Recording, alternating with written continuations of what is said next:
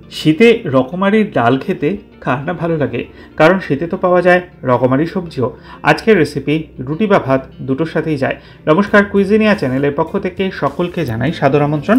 আমাদের সবার channel কুইজিনিয়াকে subscribe করে পাশে থাকা বেল বাটন আর অল আইকন প্রেস করে রাখলেই সব নতুন ভিডিও নোটিফিকেশন আপলোড হওয়া পৌঁছে যাবে আপনাদের কাছে।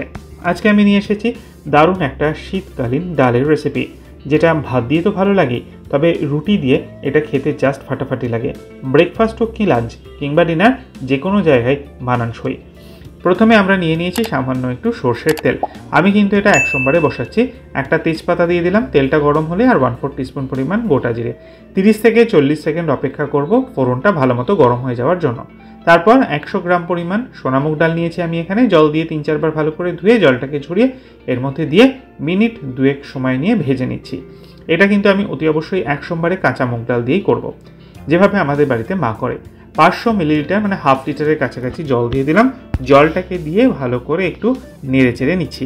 আর তারপর এতে আমরা দুটো উপকরণ অ্যাড করব। একটা হচ্ছে 1/4 টিস্পুন হলুদ গুঁড়ো, আর দিয়ে দিচ্ছি স্বাদ অনুযায়ী নুন। আমি সবজি দেবো, সবজিটার পরিমাণ বুঝে নিয়ে কিন্তু আমি নুনটা একবারে অ্যাড করে দিচ্ছি, পরে একবার অতি অবশ্যই চেক করে দেখে নেব। ডালটা এবার আমরা সেদ্ধ করে নেব। এই ডালটা এইভাবে সেদ্ধ করতে মানে ফাটা ফাটা হওয়া পর্যন্ত ডালটাকে সেদ্ধ করব, এবং তাতে আমার প্রায় 8 থেকে 10 মিনিট কিন্তু সময় লেগেছে। ডালটা ঠিক এই পর্যায় পর্যন্ত সেদ্ধ করে নিয়েছি। এরপর এতে দিয়ে দিচ্ছি বাঁধাকপি। হ্যাঁ, এটা বাঁধাকপি, 200 গ্রাম বাঁধাকপি একটু বড় বড় করে কুচিয়ে নেওয়া, দুটো আলু বড় বড় টুকরো করে দেওয়া, 150 গ্রাম কুমড়ো সেটাও একটু বড় করে দেওয়া। একটু হালকা নাড়াচাড়া করে নিচ্ছি। আর তারপর এতে আবারও আমরা জল দিয়ে দেবো, কারণ ডালটা সেদ্ধ হতে হবে পুরোটা, সবজিগুলোও তাই আরও হাফ লিটার কাছাকাছি জল দিয়ে দিচ্ছি, এবং পরে যদি প্রয়োজন হয় জলটা একটু দেখে চেক করে আবারও দিতে হতে পারে।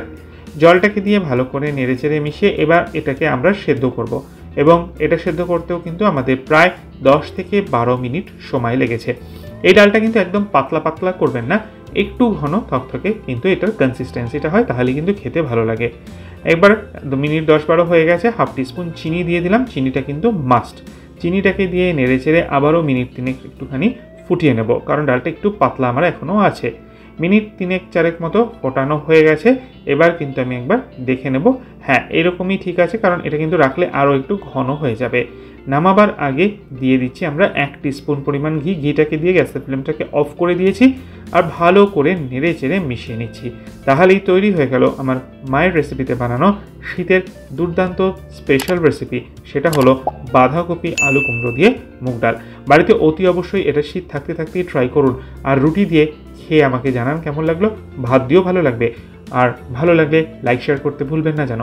যারা এখনও চ্যানেল কুইজিনিয়াকে সাবস্ক্রাইব করেননি, অনুরোধ করব চ্যানেলটাকে সাবস্ক্রাইব করে এই পরিবারের সদস্য হয়ে যাওয়ার জন্য।